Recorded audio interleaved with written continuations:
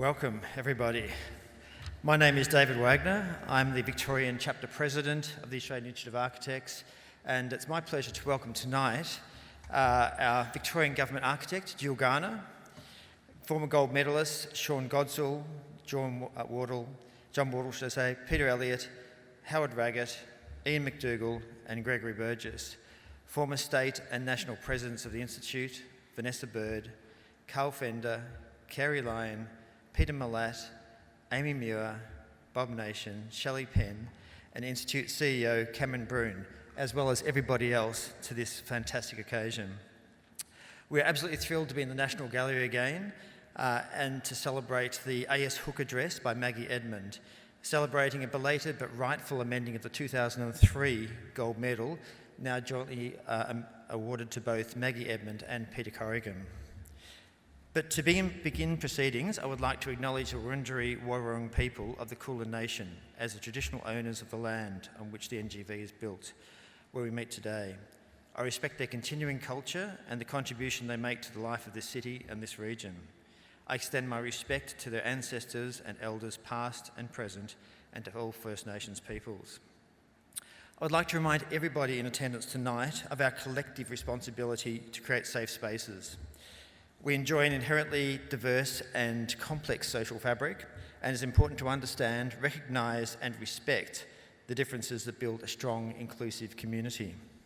So as we gather together tonight under this fantastic Leonard French ceiling in this wonderful Soroy Grounds designed building, 1968 gold medalist, we can't help but think that art and architecture together challenge and inspire us. Thank you to the National Gallery of Victoria as venue partner, and also to the support of Melbourne Design Week. I want to welcome the Senior Curator of Contemporary Art, Design and Architecture, Ewan McEwen, to the stage to say a few words. Yeah.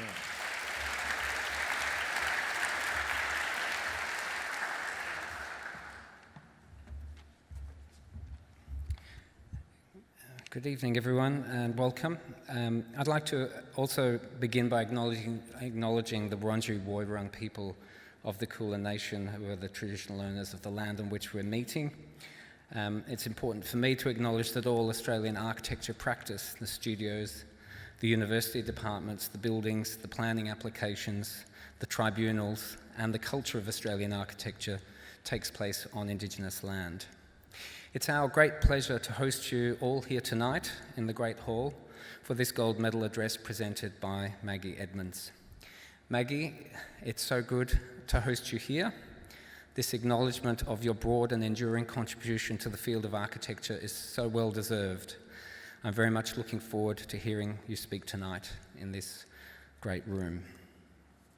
In 2022, at the instigation of that year's gold medalist Sean Godsall and the Institute, we committed to, where possible, hosting these gold medal addresses here at the NGV. Many of you would have been here for Sean's address and Kirsten Thompson's in 2023. For us, this is a natural fit. Not only is this one of the great architectural spaces of our city, alongside that, the NGV's commitment to Australian architecture is very much part of what we do now and will continue to do in the years to come. We understand that the practice and culture of architecture is a vibrant and vital contributor to Australia's social, economic and ecological well-being. It is more important now than ever. Our role here is to invest in the projects, create the space, offer a platform and invite the public into this multi-layered conversation. Through our annual Architecture Commission series, our exhibitions and collecting, and of course Melbourne Design Week, we're applying ourselves to show what architects do and think, what they're capable of and why it matters. As we look towards the future, we are keenly focused on the delivery and opening of the Fox NGV Contemporary, which will be Australia's largest gallery dedicated to contemporary art, design and architecture. This 30,000 square metre gallery will celebrate the central role of art and design in contemporary life. We are proud that we've been able to work with the Victorian Government to run an Australian architecture competition, to appoint a local architect for this project from Sydney, but that's still good. We believe this approach has sent a signal nationally and internationally, that Australian architects are some of the best in the world, and that we must back ourselves by investing in our own talents and creating ecosystems of opportunity for the local design sector with major projects such as this. Before I finish, I wish to acknowledge that we're joined here tonight by Jill Garner, Victorian Government Architect, former gold medalists, you know who you are, former state and national presidents of the Institute, there are quite a few of you, and Institute CEO Cameron Brun, and of course, the current Institute Victorian President David Wagner. David, it's been a great pleasure to work with you and your team in making tonight possible. Thank you.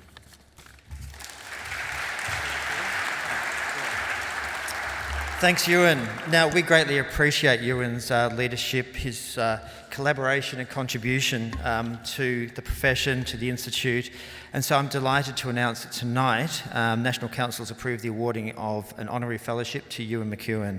Congratulations, Ewan.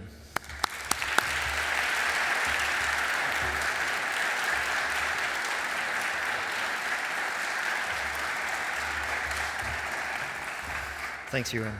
Now to the AS Hook address. At the conclusion of the address, there will be an opportunity for questions, and in lieu of handing out a microphone, we've made it much easier with the Slido app, which many of you will be familiar with. Simply scan the QR code that's up on the screen now, and then enter in the question. We'd also appreciate if mobiles could be switched to silent mode for the presentation. The Gold Medal is the Australian Institute of Architects' highest honour and has been awarded since 1960. It recognises distinguished service by architects who have designed or executed buildings of high merit, produced work of great distinction, resulting in the advancement of architecture, or endowed the profession of architecture in a distinguished manner. Since 1970, the Gold Medalist has delivered the AS Hook Address in their home state. The address is named in memory of the architect and educationalist Alfred Samuel Hooke, who was instrumental in forming the Royal Australian Institute of Architects and was its first president. In the history of Australian architecture, there have been many partnerships of note, some of them personal as well as professional. Notable early examples are Marion Mahoney and Walter Burley Griffin, John Phyllis Murphy, Peter and Diane McIntyre, Bill and Ruth Lucas, and many others. In 1975, one of these partnerships of significant others was formed by Maggie Edmond and Peter Corrigan. It was a partnership that would, over the next 3 decades, shift architectural thinking locally, nationally, and even internationally, sometimes controversially. Buildings such as RMIT's Building 8, the Chapel of St Joseph in Mont Albert North, the VCA Performing Arts Centre, a bevy of fire stations, schools, TAFEs, community centres, public housing, inner city extensions, all arose under their authorship, were influential and commonly awarded. In addition to running a leading design practice, Maggie has consistently served on numerous committees and awards juries. She was involved with the teaching of design and was a regular design critic at Melbourne University School of Architecture, an assessor of architecture at the Architecture Department at RMIT, and an influential contributor to Deakin University, sitting on its council, acting as Deputy Chancellor, and chairing its campus planning committee. She served on the Zoological Board of Victoria, the City of Melbourne Aesthetics Advisory Panel, Victorian Design Advisory Panel, the Urban Advisory Panel, and the Tribunal Panel of the Architects Registration Board of Victoria. Maggie was awarded Life Fellowship by the Institute of Architects in 2001 and was elected to the Institute's National Council in 2012. At the 2023 National Architecture Awards, held last October at the National Gallery of Australia in Canberra, the Australian Institute of Architects announced that the 2003 Gold Medal, originally awarded to the late Peter Corrigan, would be amended to include Maggie Edmond as the rightful joint recipients. During the announcement, the 2023 Gold Medal jury chair, Shannon Batterson, said, "The jury was undivided in its conclusion that the work celebrated in the 2003 Gold Medal was that of a team. Architecture is a result of intense collaboration between client, architect and builder. Often architecture is also the result of collaboration between designers, as is the case of many highly regarded practices around the world. And that of Maggie Edmond and Peter Corrigan was a collaboration that presented some of the most innovative and inspiring voices to the Australian architectural scene." With that introduction, I would like to welcome to the stage Maggie Edmond as the 2003 recipient of the Gold Medal. Welcome, Maggie.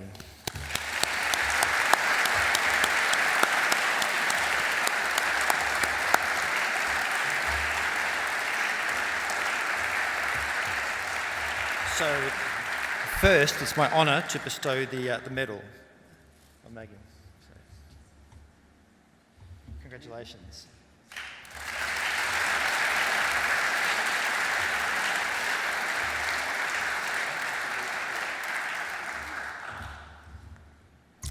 Welcome.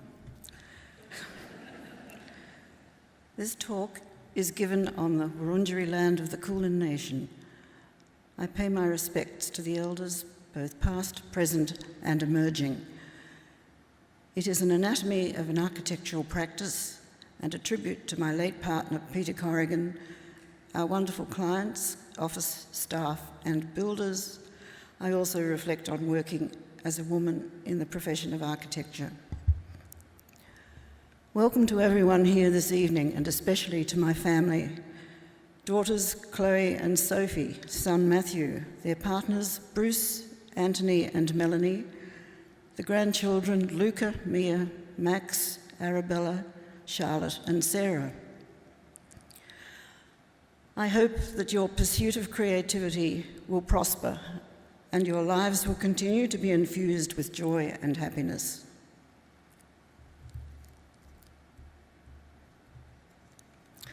Last year, I was working comfortably with a small domestic practice in a home office, spending more and more time at the club, when a tsunami hit.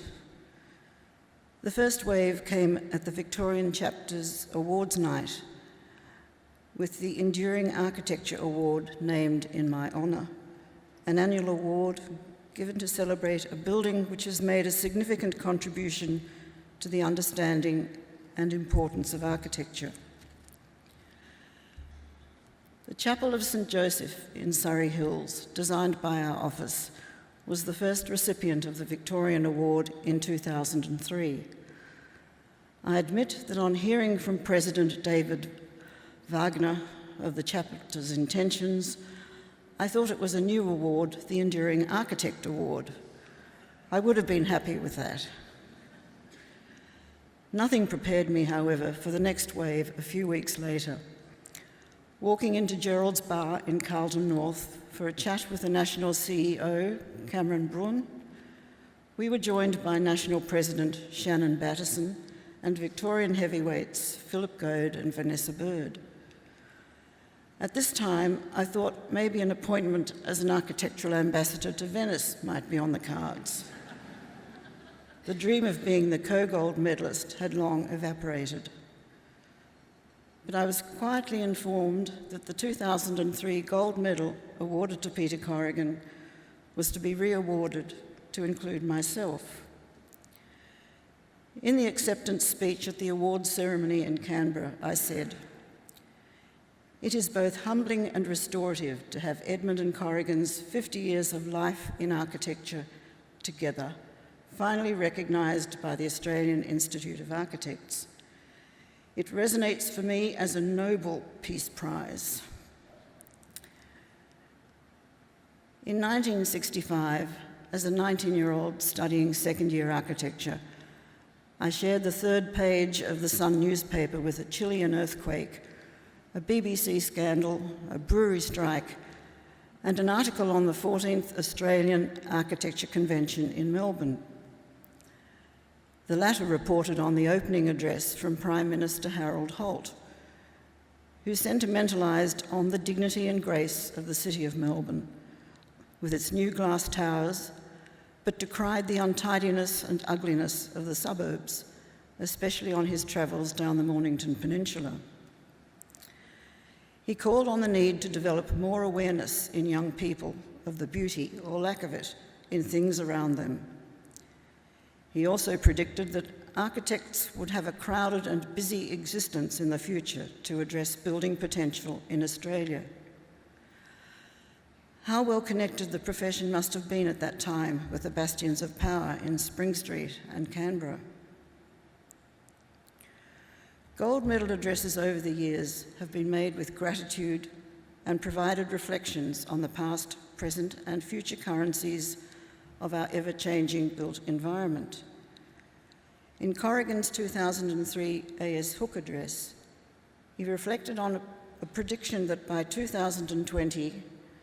barely 20% of people in their early 30s would own their own home. Banks and credit cards, our leisure society, and lust for instant gratification would achieve what the politicians could not legislate: the death of the Australian dream of home ownership.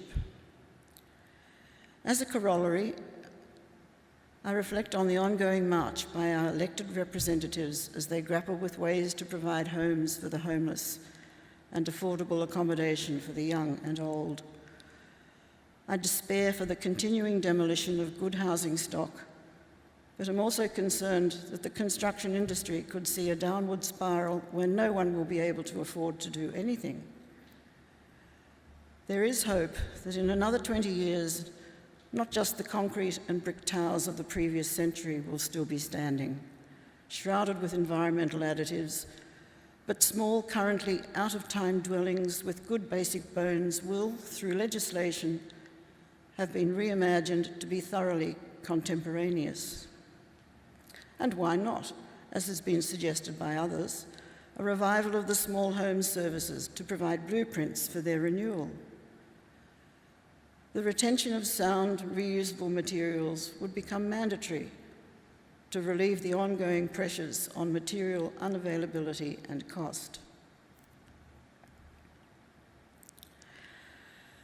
At last year's National Architecture Conference, Denise Scott Brown, eminent architect and educator and partner of Robert Venturi, delivered the keynote address. She reminisced that her life in architecture began at the age of 2, with a vivid memory of the geometric patterns on the fencing surrounding the family farm in Rhodesia. Taking a cue from her talk, I reflect on my early childhood years in Bayside, Brighton, where at the age of 4, I witnessed the demolition of Norwood, a grand mansion on the beachfront esplanade over the road from the colourful, iconic bathing boxes. The entire building was dumped over the cliff face at Brighton Beach, becoming a playground for local children to scramble amongst the brick rubble in search of fragments of exquisite coloured glass. My childhood was spent immersed in iconic works of architecture. We first lived in Quamby, an apartment building in Toorak designed by Roy Grounds in 1937, overlooking the Yarra River. Although I have no memory of the tiny studio apartment located at the bottom of a steep drive, it set a very high bar for my parents' future choices. After searching for several years for their dream home, they purchased the Bridgeford House, designed by Robin Boyd in 1954, located opposite Half Moon Bay at Black Rock. The house remained in our family until recently, and for a short time has enjoyed the custodianship of the Robin Boyd Foundation. It was remarkable for its simplicity of form and palette of materials. Every space had a unique connection to the outdoors through the use of full-height glass and louver panels, whilst timber-lined breezeways broke up the various functions. Ironically, it was the only house in Beach Road that wasn't designed to have a view of the water. If I were to revisit the house blindfolded, I would easily find and lovingly touch the built-in indoor-outdoor tiled dining table, reminiscent of blind Mrs. Tugendhaft, returning to the Mies van der Rohe designed house in Brno in her old age and finding the onyx wall.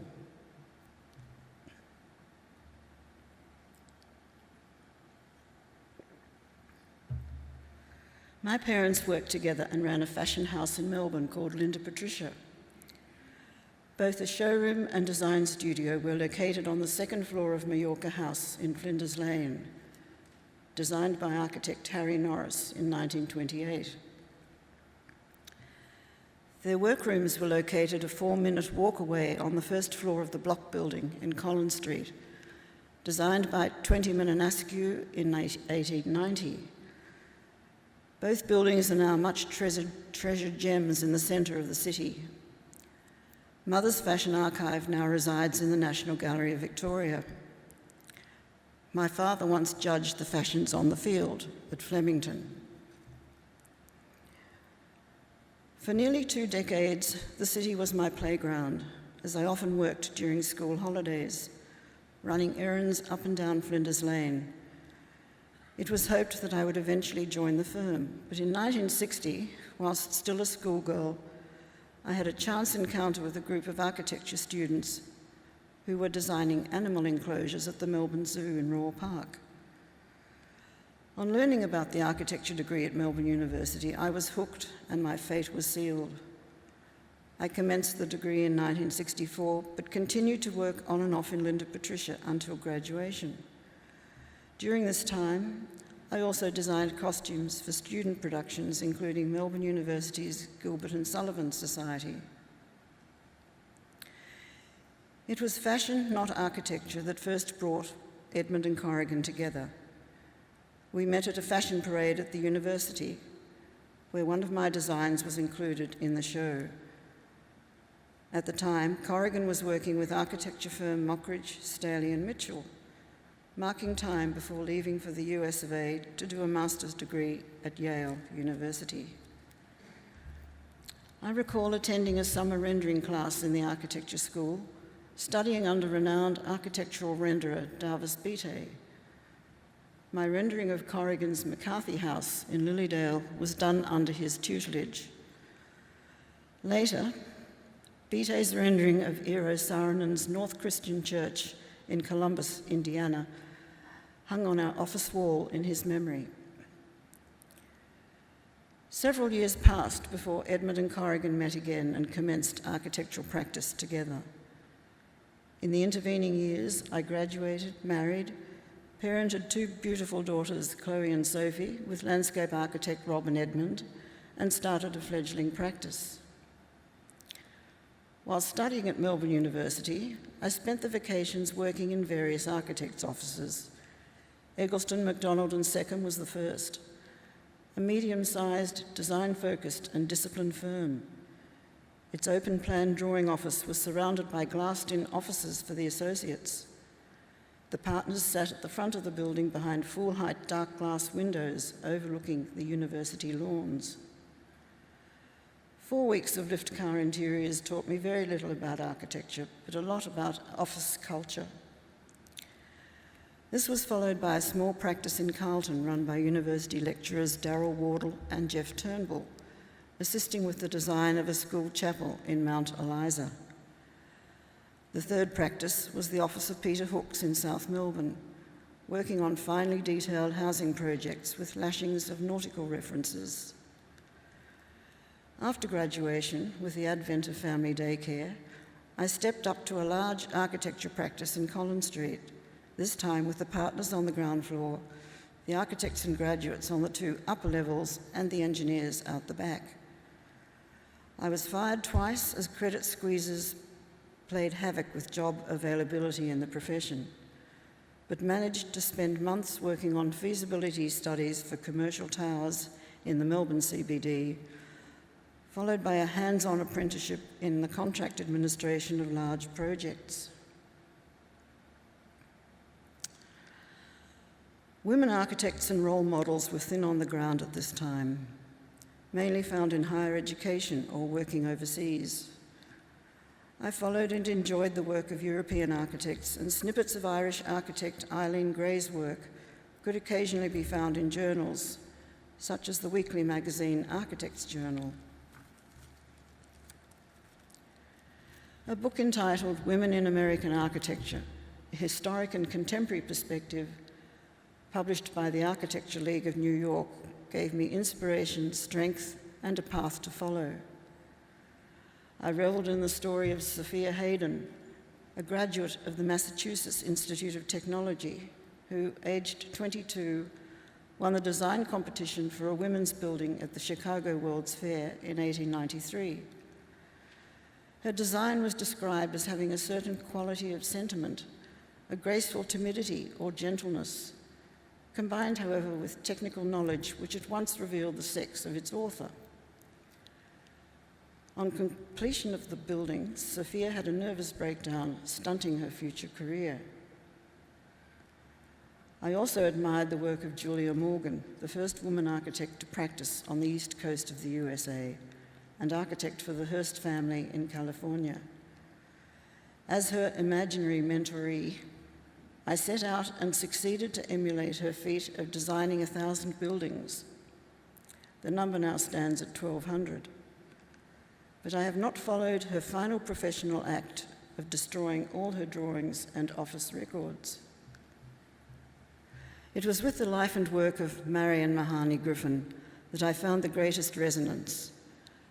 Her independence and quiet defiance in the face of substantial collaborations with Frank Lloyd Wright, Herman von Hobst, and her husband Walter Burley Griffin enabled her to be involved in her own architectural commissions throughout her long life. She refused to give interviews or have her work published in architecture journals. It was in the 1980s that the Women in Architecture group in Melbourne was formed and met regularly to discuss and celebrate the work of women architects, past and current. Many of us worked in solo practices or had formed partnerships to work together. Since then, the number of women graduating with architecture degrees and practicing as architects has continued to increase steadily, and I would like to think that the agencies of opportunity, encouragement, and recognition are now commonplace. In 1983, the Honourable Evan Walker, Architect and Planning Minister in the new state Labor government, appointed me to the Zoological Board of Victoria, replacing the entrenched appointments of male architects and engineers over the years. In this heraldic turnaround, several women architects were subsequently appointed in succession to that position.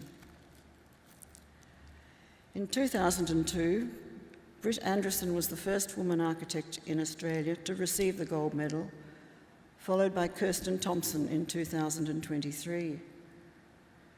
2 husband and wife partnerships were awarded gold medals in the interim.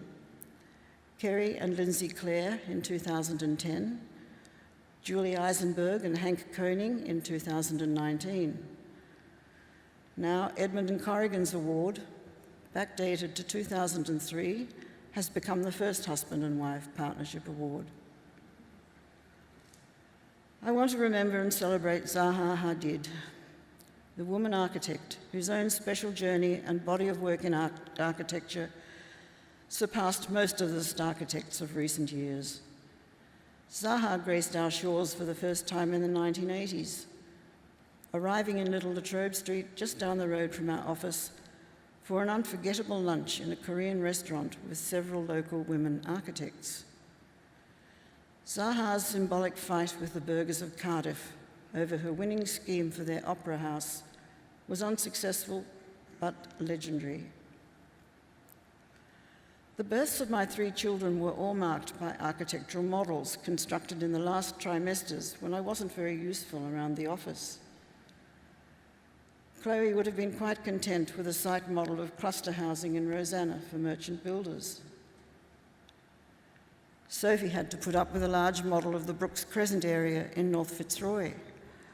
The model was used by the local resident associations to help fight a housing commission takeover in the early 1970s.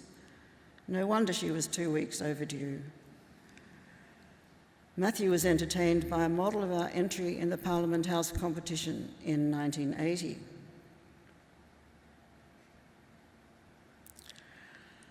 Corrigan said in his A.S. Hook address, "There is a great deal of prurient curiosity surrounding our partnership. It really is nobody's business." Nevertheless, the office of Edmond and Corrigan opened in 1975, up a narrow stair to the 3rd floor of a dingy little building at the northern end of the city. Little Latrobe Street was a stone's throw from RMIT University and well known for its motorbike repair shops. From the beginning, we were a small architecture practice, with both partners sharing the various stages of project delivery in clearly defined roles. Corrigan would direct the design stages, and Edmond would run the documentation and construction stages. Aside from this, we both had our own separate stuff happening in the office. theatre sets and costumes for Corrigan in one corner, and small-scale residential work by myself in the other. The office worked as an atelier. Our staff were mainly students or graduates from architecture schools in Melbourne or interstate. Both partners were hands-on teaching architectural skills on real projects, as well as tutoring design at the universities. Corrigan's signature design style drove the work, made the headlines and won the awards. For every one of the celebrated and published buildings, there would be 20 or so others on the books, designed and executed under my watch. His work was also my work, but my work was not his work. I found satisfaction and joy in the responses from clients to their finished projects. They were predominantly rear extensions, restorations, or interior projects with limited visibility from the street. Most architects of the day would not have bothered with them. I love them. These projects passed through the office, but with hardly a murmur of publicity. Many were for women clients. Barbara Purley, an IBM state manager, commissioned 5 projects over the decades, at the same time recommending several other IBM clients to the office. Margaret Seedsman, once a mayor of the city of Doncaster, developed several projects with the office in Castlemaine.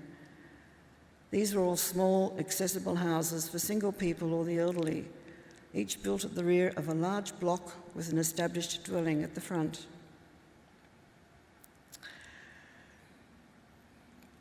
Job procurement came relatively easy to the practice, underpinned by the numerous extracurricular activities we were both involved in. Our engagement with academia, drama, and literature circles, sporting and community bodies fueled the ambition of the practice.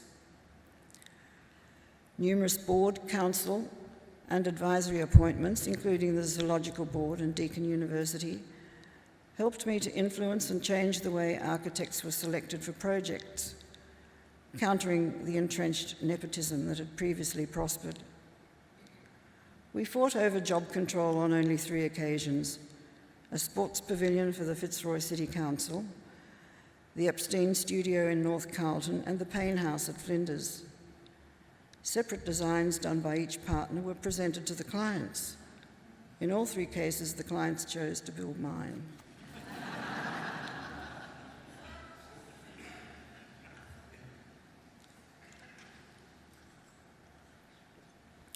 In the first decade, 1975 to 1985, many large projects were completed. These included churches, schools, and parish buildings for the Melbourne Catholic Diocese. 2 of the churches have since been heritage listed: the Keysborough Parish Church of the Resurrection and the Chapel of St Joseph in Surrey Hills.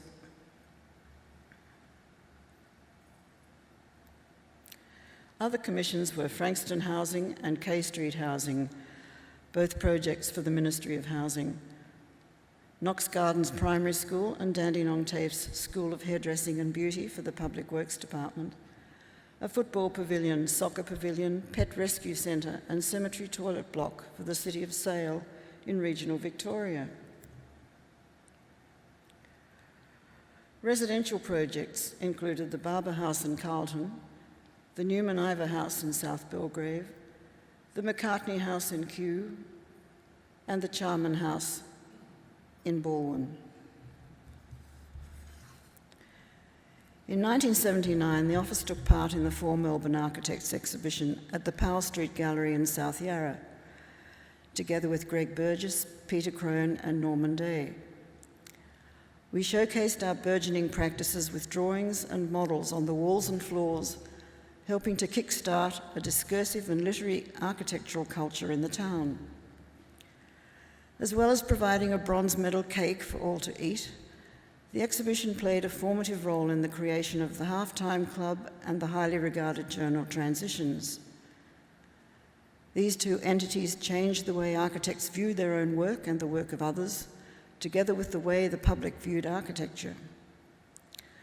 One highlight was a visit to our watermelon pink office by Franco Belgiorno Nettis, who briefed us for a proposed Australian pavilion in the Venice Biennale Gardens. We also participated in the 1982 Paris Architecture Biennale, sharing a glass display case in the École des Beaux-Arts with American architect Bart Prince from Albuquerque, New Mexico. And look him up. We entered several design competitions, including Canberra's Parliament House, won by Mitchell, Jurgler and Thorpe, and Melbourne's original Civic Square, won by Denton, Corker and Marshall. It was also a time for rejoicing over the birth of our son Matthew.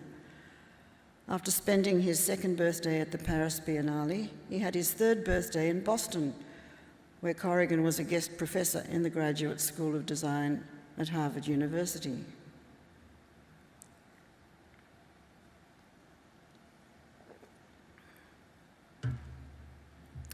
In the decade 1986 to 1996, the office moved down the road to a newly constructed three-storey building with a bespoke double-height office on the top floor. Built as a joint venture with project managers Lewis McNaughton, who set up their office on the second floor, it enabled a number of successful collaborations between the two firms: Greensborough Office Building for the Banyule City Council, the Showgrounds Exhibition Centre for the Royal Agricultural Society, and the Ringwood Library and Car Park for the Maroondah City Council were all completed at this time.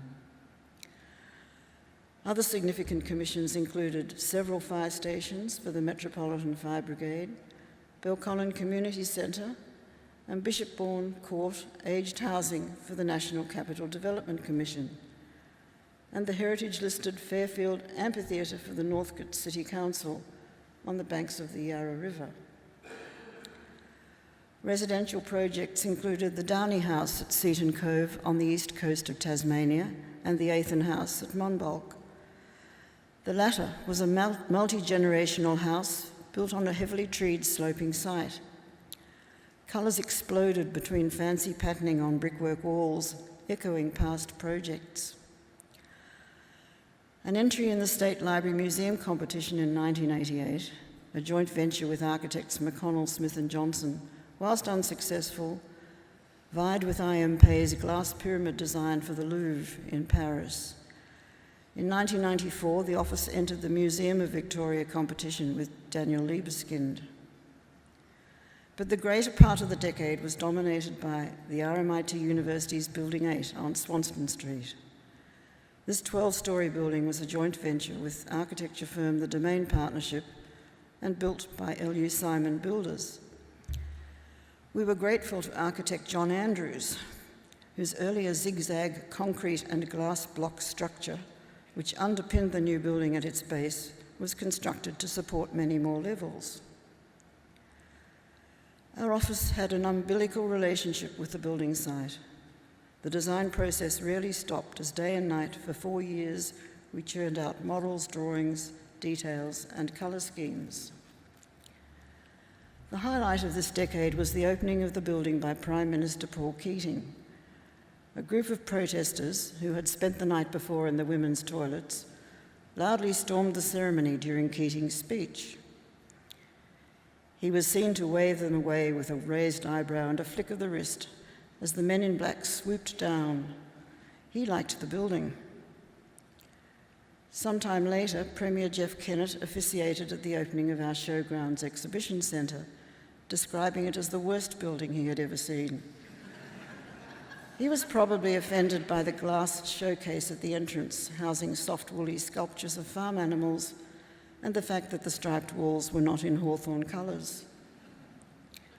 The book Cities of Hope, written by Conrad Hayman, was published by Oxford University Press at the end of the decade.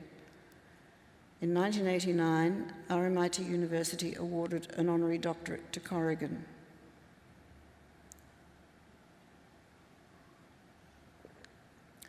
A couple of large education projects followed in the aftermath of Building 8. The VCA Drama School at Southbank, a joint venture with Castle, Stevenson and Turner, and the Academic Centre for Newman and St Mary's Colleges at Melbourne University. The latter commission was awarded after an exhaustive selection process by the colleges to appoint a husband and wife architectural team. This was done as a tribute to Walter Burley and Marion Mahoney Griffin, the architect team from Chicago who designed the original Newman College buildings and landscape over 100 years earlier. Other completed buildings included a zone office for the Metropolitan Fire Brigade in Oakley, a refurbishment of the Tivoli building in Burke Street for RMIT University, 4 bookshops for readings, and the Niagara Gallery in Punt Road, Richmond.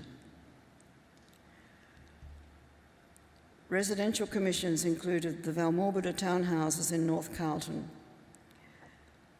the Merley House and Winery at Merricks North, and the Lyra Caston House in Caulfield North.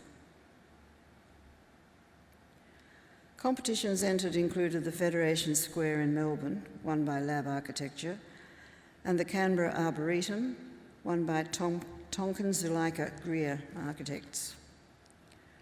Also in this decade, a 3-volume publication by RMIT University was launched to celebrate the design of Building 8.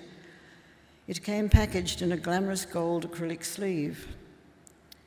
In 2003, Corrigan was awarded the Institute's Gold Medal. This came at an awkward time during a major health downturn, but he recovered and went on to enjoy an expansion in both his teaching and theatre work. He was soon off to Berlin to design a production of Ligeti's opera Le Grand Macabre for the Komische Opera Company.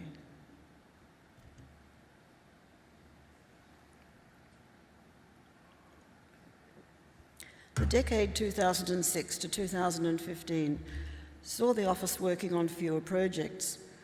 These included a surf lifesaving club on the 90 Mile Beach at Sea Spray, the Myers House in Carlton, and the Lux House in Caulfield North. A third book on the practice, Cities of Hope Revisited, written by Conrad Heyman and published in 2014 by Thames and Hudson, showed recent architecture projects together with Corrigan's theatre work. In 2015, Melbourne University awarded honorary doctorates to both Corrigan and myself. Corrigan's final architectural gesture was the design of coloured tile cladding for 2 internal concrete columns built as part of the RMIT University's academic street project in 2016, led by Lyons Architects. Gold had always been his signature colour, found unfailingly in projects with aluminium windows. From the hospital bed, he imbued the design drawings with gold mosaic tiles, the most expensive tile in the range. Alas, this was not on budget. I regret to this day that I did not put my foot down when Buttercup Yellow was proposed as the alternative. Peter died in 2016.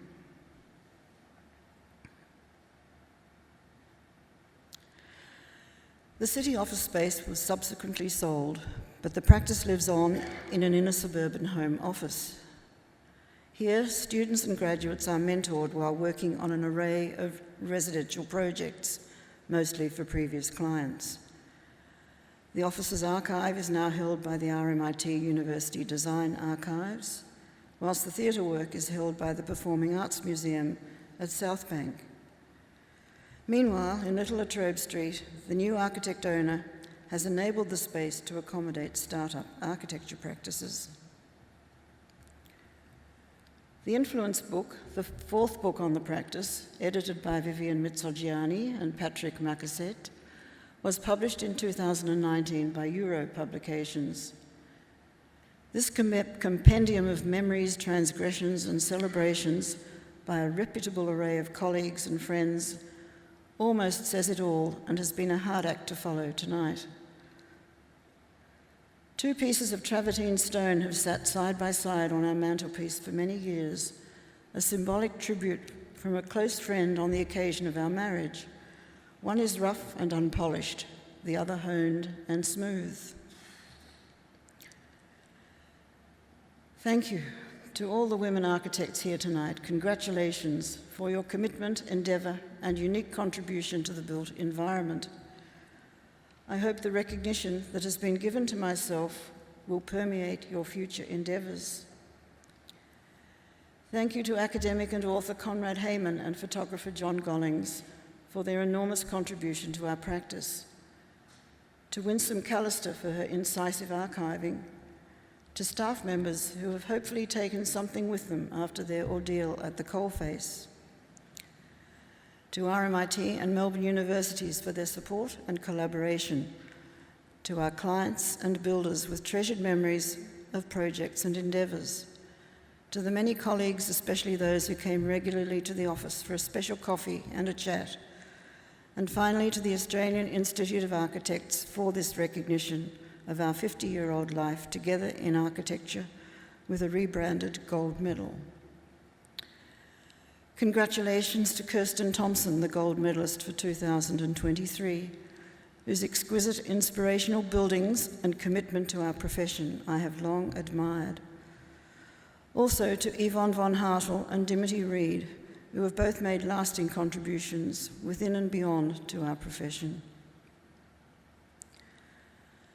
The great American architecture critic Ada Louise Huxtable once observed, "Poetry is the most difficult, demanding, and disciplined of the arts. It searches for essences and invests them with universal meanings in a way that can delight, move, or shatter us. Great architecture does all of these things." This concluding poem was written by the Australian poet Chris Wallace Crabb in 1986 on the occasion of the completion by our office of his family's dream home in North Carlton. Like chambers in the brain, bear in mind that a builder's Band-Aid job is not a migraine, which in turn is not your thesis under the mat, but a small, dense aria. Well, magicians, to design a room as generous as a grand final, that would be something. That would be hunky-dory, light bouncing across the mini radiant city. To register in drawing up a hallway, our having passed the equinox of spring, our having and renunciation visible through the way you placed 5 windows. Ah, you show your eloquence there too, but not in a verbal harness, and not in historians' persiflage. Red cedar yarns to wiring and to galvo, using the inflected blue grammar of space, like an actor playing banquo, like a dream that sticks in the gullet over Weet-Bix and morning coffee. These 3 rooms are strung beads of desire, missing a pat full stop, missing cool, cruel colours, and the gable manages to ionize belief. Houses you conjure, materialize dim selves, proving the ghost in the machine. A grace in this machine for living, so thank you, and sweet dreams. As to the future, I would expect I would have no trouble in opening up a coffee and wine bar called Corrigan's, preferably close to RMIT and Melbourne University, and to sit behind the counter to chat with architects and colleagues for the rest of my days.